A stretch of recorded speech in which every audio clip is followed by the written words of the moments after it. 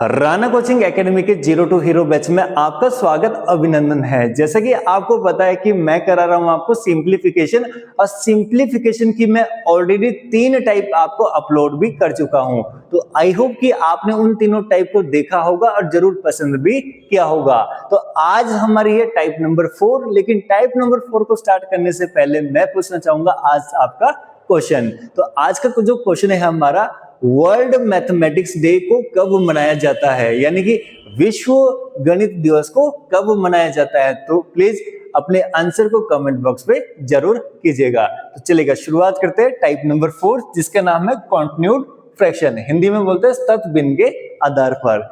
लेकिन यहाँ पे मैं ध्यान से सुनना, इस टाइप को मैं आपको बेसिक और ट्रिकी दोनों तरीके से कराऊंगा। हर टाइप में मैं आपको एक शब्द देता हूं बेसिक और एक देता हूं ट्रिक।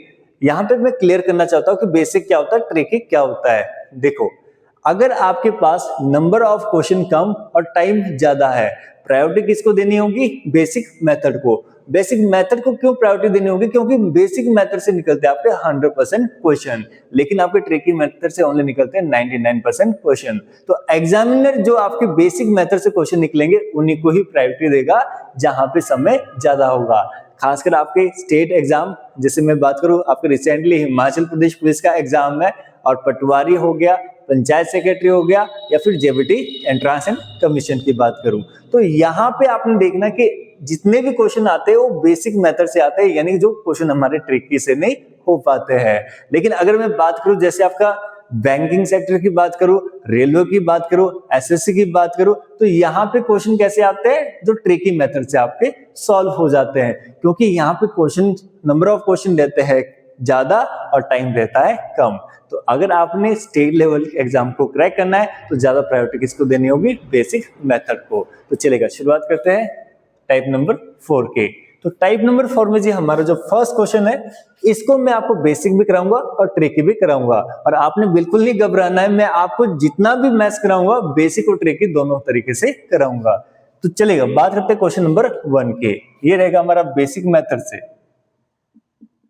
देखिएगा, मैं फर्स्ट क्वेश्चन को आपको बेसिक और ट्रिकी दोनों तरीके से कराऊंगा, बाकी सारे के सारे क्वेश्चन में कराऊंगा आपको ट्रिकी। लेकिन आपने इनको सारे क्वेश्चन को कैसे करने हैं? बेसिक मेथड से करने हैं। अगर आपको बेसिक मेथड करने में दिक्कत आए तो आप कमेंट बॉक्स में आइएगा और पूछिएगा कि सर हमसे ये क्वेश्चन सॉल्व नहीं हो रहा है, और मैं उसका जवाब आपको तुरंत दूंगा।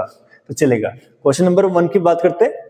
जैसे यहाँ पे मैंने बेसिक मेथड की बात की, जब भी आपको कॉन्टिन्यूड फ्रैक्शन आएगी तो ये सॉल्व होते हैं जी लास्ट से। तो हम सबसे पहले सॉल्व करेंगे इस चीज को। तो 5 1 जा 5 प्लस 4, तो ये आगे साइड में लिखेंगे 9/5। तो जैसे हमने यहाँ पे 9/5 लिखा तो हमारा इस चीज का काम खत्म हो गया।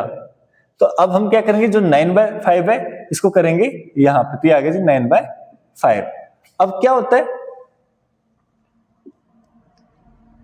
होता है, जी, कभी भी 2 बट्टे जब साथ में दिए होते तो सॉल्व नहीं होते। तो 2 बट्टे को सॉल्व करने के लिए क्या करते हैं, यानी कि जब भी आपके 2 फ्रैक्शन एक साथ होंगे तो सॉल्व नहीं होगी। उनको सॉल्व करने के लिए यहाँ पे क्या जाता है? रेसिप्रोकल। रेसिप्रोकल में क्या होता है कि जो नीचे वाली संख्या है ये ऊपर चली जाती है, जो ऊपर वाली संख्या है वो नीचे आ जाती है, लेकिन सिंबल बीच में कौन सा आएगा? मल्टीप्लीकेशन का। तो यहाँ पे मैं इसको रेसिप्रोकल करता हूं तो ये आ जाएगा जी आपका मल्टीप्लाई 5/9। तो यहां पे फिर से सॉल्व कीजिएगा। 9 1 जा 9 प्लस 5, ये होगा जी आपका 14/9। तो ये भी आपकी, इसका भी काम खत्म हो गया। तो मेरे पास बचा यहाँ पे फिर से वही आएगा कि 14/9। फिर से डबल बट्टे आ गए, यानी कि डबल फ्रैक्शन आ गए। सॉल्व नहीं होगा तो सॉल्व करने के लिए क्या करेंगे? फिर से आपका रेसिप्रोकल। तो ये हो जाएगा कि आपका 9/14। तो ये होगा जी 14 1 जा 14 प्लस 9, ये हो गया आपका 23/14। तो ये था जी इसका आंसर। देखो, बेसिक मेथड से जरूर आपका टाइम ज्यादा लगेगा, लेकिन क्वेश्चन भी 100% होगा। और मैं बात कर रहा हूं स्टेट लेवल में टाइम ज्यादा है, तो इसलिए आपको क्वेश्चन ऐसे फंसाए जाएंगे जो आपके केवल बेसिक मेथड से ही होंगे। तो चलेगा, देखते हैं ट्रिकी कैसे होता है। आपने कुछ नहीं करना है, आपने देखना है इसमें खाली कि सिंबल कौन सा है प्लस का। इसमें भी 4 टाइप रहेगी। सिंबल कौन सा है आपका? प्लस का।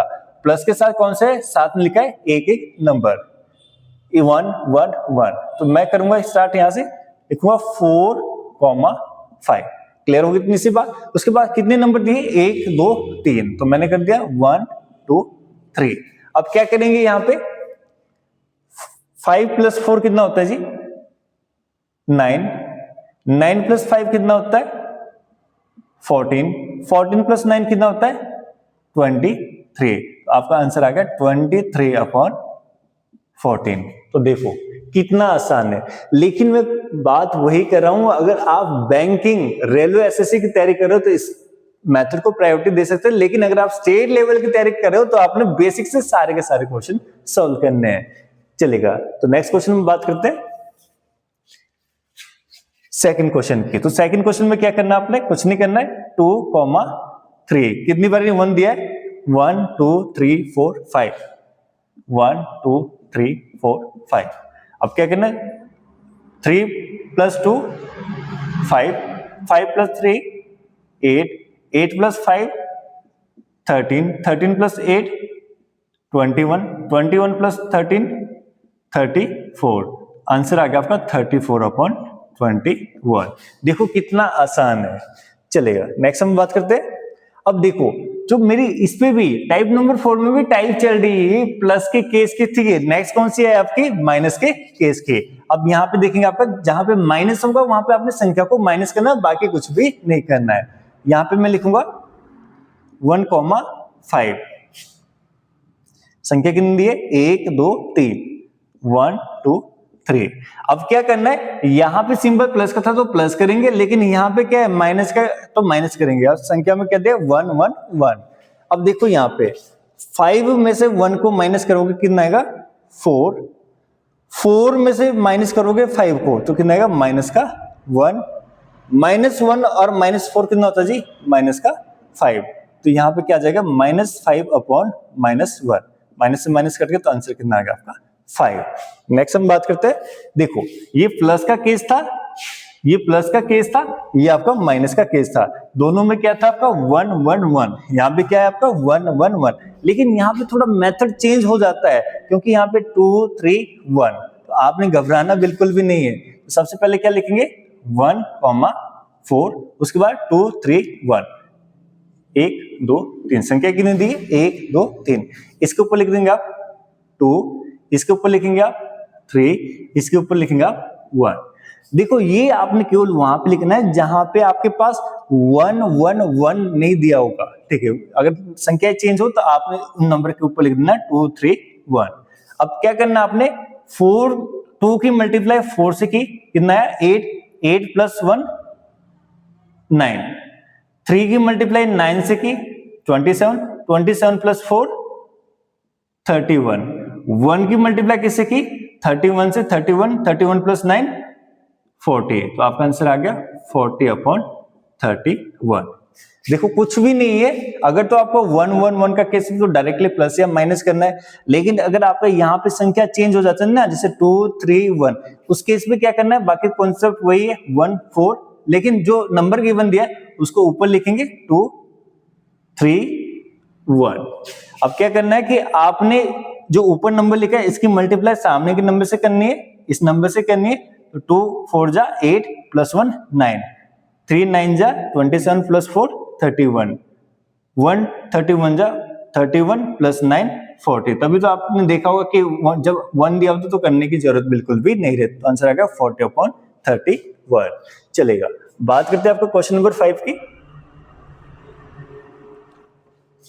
अब ये टाइप फिर से चेंज हो गई है।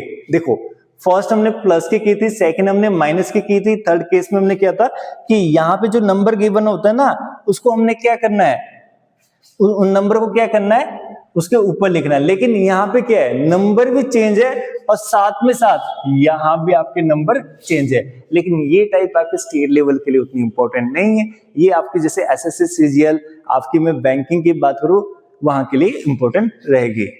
तो यहां पे देखो आपका मैंने लिखा 2,3, ठीक। नंबर कितना दिया, 1 और 2। यहां पे लिख दूंगा मैं 3, यहाँ पे 1, यहाँ पे 3। अब देखो यहां पे क्या करना है, 1 की मल्टीप्लाई 3 से की, कितना है 3, 3 + 2 3 प्लस 2 5 देखेंगे आपका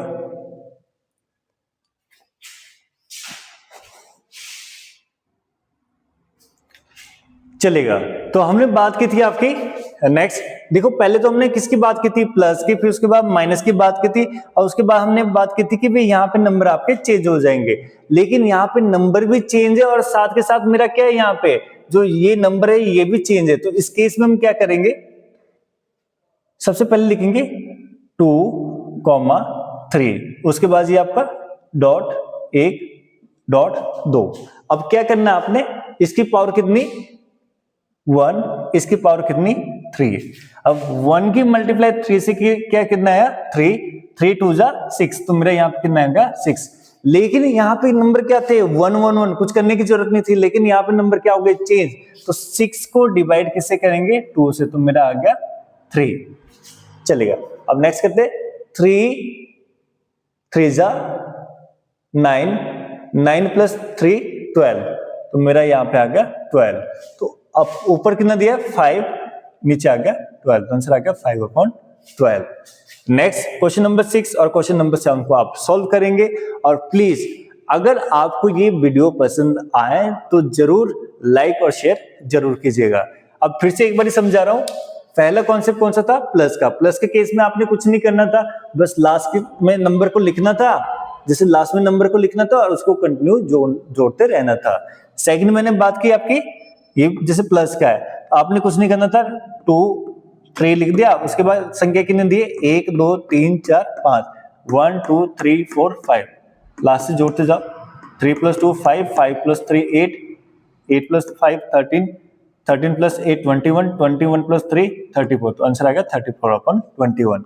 सेकंड में क्या कहता है, जब माइनस का केस होगा तो इस यहाँ पे करना था 1 और 5, इसको माइनस के 5 को 1 से माइनस करना था 4, 4 को माइनस करेंगे 5 से तो माइनस का 1, अब -1 और -4 कितना हो जाएगा माइनस का 5, तो माइनस से माइनस कर जाना था, आंसर आना था 5। तो एक टाइप तो ये 2 3 4, लेकिन ये टाइप में बात करो तो ये एसएससी के लिए इंपॉर्टेंट है जी, बाकी के लिए इंपॉर्टेंट नहीं है। एसएससी या फिर कई बार बैंकिंग में भी इस टाइप के क्वेश्चन पूछे जाते हैं।